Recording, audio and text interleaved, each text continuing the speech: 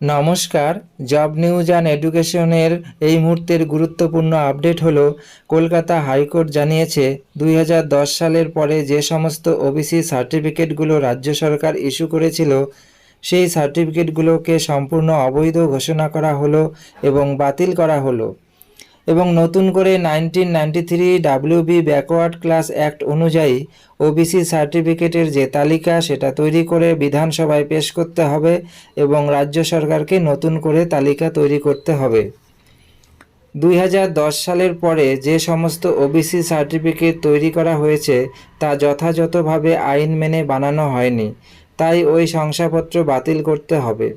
তবে একই সঙ্গে হাইকোর্ট জানিয়েছে, যারা এই সার্টিফিকেট ব্যবহার করে ইতিমধ্যেই চাকরি পেয়ে গিয়েছেন বা চাকরি পাওয়ার প্রক্রিয়ায় রয়েছেন তাদের ক্ষেত্রে এই নির্দেশ কোনো প্রভাব ফেলবে না। বাকিরা আর চাকরি প্রক্রিয়ায় ওই শংসাপত্র ব্যবহার করতে পারবে না। এই ছিল আজকের আপডেট। পরবর্তী আপডেট পেতে চ্যানেলটি সাবস্ক্রাইব করে রাখো। ভিডিওটি দেখার জন্য ধন্যবাদ।